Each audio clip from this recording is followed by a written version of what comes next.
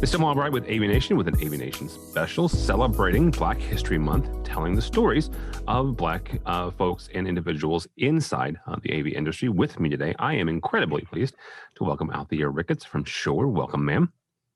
Thank you, Tim. Glad to be here. Well, thank you so much. We appreciate your time.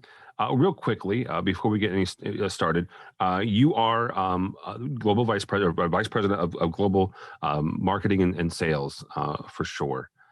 Tell folks a little bit, kind of like your story of how you got to where you are, how you got to either Shore or how you got involved in the AV industry. I have a very interesting story. So I'm Jamaican, born in Jamaica, raised in the US. Okay. So when my father came to America in the early 70s, his first job was with Shore. So Shore has been part of me for about 50 years now, even though I've only worked there for 29. So my father worked at Shore for a while and I did my thing. I worked in the financial industry. Wasn't my cup of tea, and I decided to go back home in the late 80s. And spent a couple years in Jamaica, came back to help my mom with my grandmother, and needed a job. You know, back then there was no internet. So in the paper, there was an ad for a marketing coordinator in our teleconferencing division at Shore. So I pinged my dad who worked here and said, "Hey, Dad, can you hook me up?" He said, "I can tell you who the HR manager is." So I got a job and I thought it was just a job. I'd be here for a minute. Who wants to work where your dad works? 29 years later, I'm still here. I've built a career, fabulous career, and I'm so grateful for that ad in the paper 29 years ago. So that's how I entered kind of the industry. Prior to that, I was a music person. I was working in Jamaica at a place called Coney Park. It was an amusement park and entertainment complex. I had a business called Crescendo Entertainment Consultants. I was managing artists on the island. So music was my entry into the AV industry. When I got to Shore, landed in our teleconferencing division. We actually had dipped our toe in the video conferencing world and had a whole division dedicated to it. ST3000, it was like a little spaceship looking thing you had on the desk. We were competing with Polycom for video conferencing. My job when I first got here was I would do demos for trade shows. I would sit in our conference room at corporate and they would video conference in and see how our technology worked. And that's how it started. That's how my dance started with Shore. And over the 29 years, I've been able to work my way through the org in different jobs. I worked a little bit in strategy, mostly in global marketing and sales. I worked mostly with customer-facing stuff. I've always been behind the scenes, though. I focused on our customers and what they need. So that's how my journey kind of started at Shore, through my dad, who actually retired. We forced him to retire because he probably would have worked here another 20 years if he could.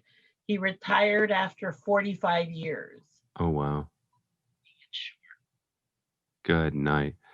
Talk for a second about your musical heritage, and the reason I want to use that word is because so many people in the industry and so many people that I meet from Shore have that musical underpinnings, right? It's somewhere in there. Either they were musicians themselves, you know, similar to what you were, and managing the folks. Talk a little bit about the importance of music in as a background or as kind of a in your blood for this industry. As I said, I'm from Jamaica, a little island that could, where reggae was born, right? So grew up with that. Yeah. And my dance with music started in college. I had a job working for our artist relations manager on campus. I went to a little liberal arts college in the middle of Iowa called Grinnell, and we had a woman by the name of Georgia Dental who was very connected to musicians around the nation. And she was able to get musical talent to come on campus, the likes of Bruce Springsteen before he became Bruce Springsteen, the like of the Count Basie band, the like of the Goo Goo Dolls. A bunch of people came on campus, and I was her assistant. And that's how my music connection started back in college. Always had a connection with music, whether it was managing artists or just loving diverse types of music. I was an AC/DC fan in college. Go figure. They look at me and I've got AC/DC blasting in my college dorm room because I always had a wide, diverse liking for all different types of music. And when I started working at Shore, um, didn't really think about that connection, right? Let's turn the corner here, and talk about your experience as a person of color, as a Black woman in the industry. What sort of hurdles did you overcome, and how did you overcome them? That's a hard one because I don't think my experience as a Black woman in the AV industry is specific to the AV industry, meaning that I don't think me moving to another industry would have changed my experience.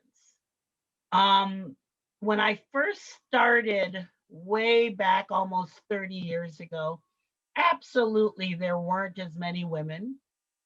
There weren't as many women of color. Over the last 30 years, I've seen an increase in both. I've been lucky enough to work at Shore under four CEOs. Two of them have been women.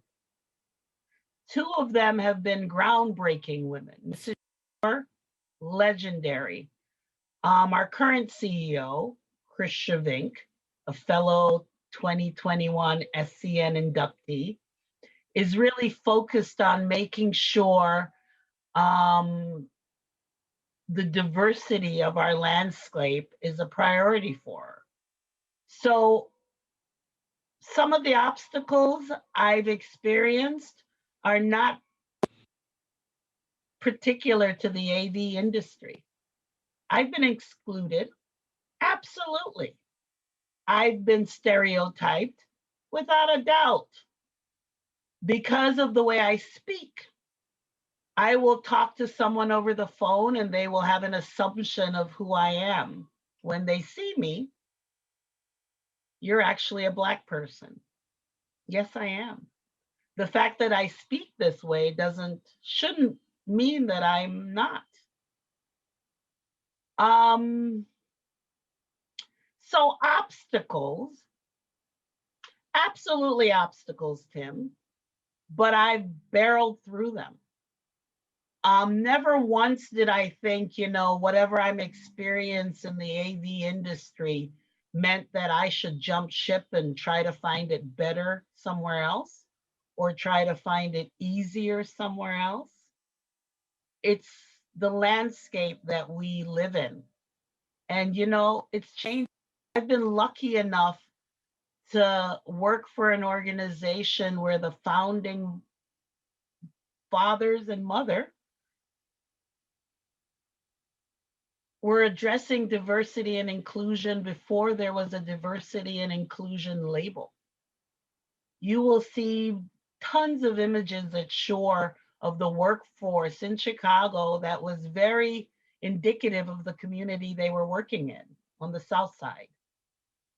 Lots of people of color in images of, the roller skating party or the employee event. So I've been lucky enough to have founding fathers that made it a part of our DNA. It speaks to our core values. Um, Don't know if that's the same for other people of color in this industry. I'm excited. Another fellow inductee of yours, Charmaine Turullo, in awe of her, in what she's doing and how she has headed the Avixa Diversity Council.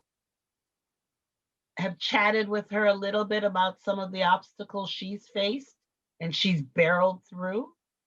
You do what you do, Tim. And things have changed in the last 30 years. I can absolutely say that. But need for more change? Without a doubt.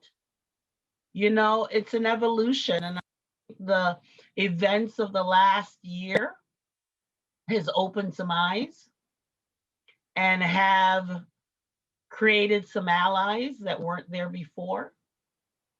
I was lucky enough to have several allies at Shore. Our VP of sales that's retired. He was a great ally. Mark Bruner, my good friend who left us recently, was a great ally. Krisha Vink, our CEO, is a great ally. And they're focused on, addressing inclusion, because we can absolutely address diversity. We can numbers, but once you have that diversity, what happens? Are those folks included? So focus needs to be on inclusion as well. And I think, founding fathers at Shore and mothers have built that foundation, and our current CEO is ramping it up. So yeah, obstacles, but nothing that has stopped me, obviously. You mentioned the DNA, the founders, the mother and father of Shure, incorporating and making diversity and making inclusion an integral part of the company. How important do you think that is? And what advice would you give to someone you're talking to that whose company doesn't have that? And how do they include that? How do they include that inclusion moving forward? So, as I said, my relationship with Shore is about 50 years because my dad worked there, right? I remember when he came home, God, it must have been in the early 80s, and he said, "What's a CD?" And I was like, "Huh?" And he said, "Well, we make stylized and cartridges for albums, but what's a CD?" Because it had turned up the industry in what we were doing, right? We had to refocus. Mr. and Mrs. Shore are very humble in what they did. Very few people are aware of how pervasive their focus on diversity and inclusion were, because they just didn't advertise it. Those of us that work at Shore know. I know that our current CEO wants to be more visible in some of the things. So we've ramped up our efforts. We have a diversity council that we kicked off at the end of last year. I would say for folks that don't have that in their DNA, part of our core values, I would say it starts with leadership. Leadership needs to make it a priority. We're a global community now. Can't deny it anymore. With the internet, with our customers, with our outreach, we're global. How can you not have a focus on making sure that you are listening to your global customers? Starts with leadership.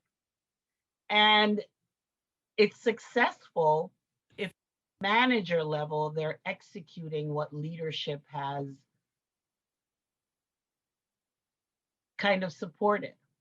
So I would say, I would hope others in the industry, others in companies, I would hope that their leaderships have looked on the horizon and is preparing for it. We're no longer one flavor. We're no longer a homogeneous entity anymore. You have to, you have to. If you want to be successful, if you want to prepare for the future, make it a conversation. And guess what? It's going to be uncomfortable. It's going to be really uncomfortable, but it needs to happen. And I'm lucky enough to be part of an organization where it's happening. And I wish that for all of my brothers and sisters in the AV industry. And as I said, Charmaine Turillo.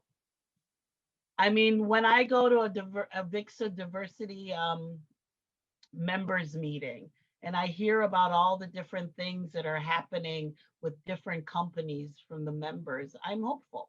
So I think it is happening. All right, Althea Ricketts, thank you so much. Someone wants to connect with you or Shure, how do they do that? You can, I'm sure my contact info is up on the website. I mean, I'm on LinkedIn. My email address is ricketts_Althea@shure.com. As I said, I've always been in the background, because I'm focused on people, process, and technology. I've done wonders with process optimization and including technology. I'm hoping for my last few years before I retire, I can focus more on people and make sure that we are aligning with our global customers, because that's one of the things I'm very happy about what I've been able to do in the last 30 years is really listen to our global customers. I was global before global became sexy, right? So I pat myself on the back for that because yeah, I do. All right, thank you so much, Althea Ricketts from Shure. For us, for AVNation, go by our website, avnation.tv. That's avnation.tv. You'll find this program and a host of others, including our 2 weekly shows. One is called AV Week, looks at the commercial side of the industry, and Resi Week looks at the residential side. All that and more at avnation.tv. It's avnation.tv.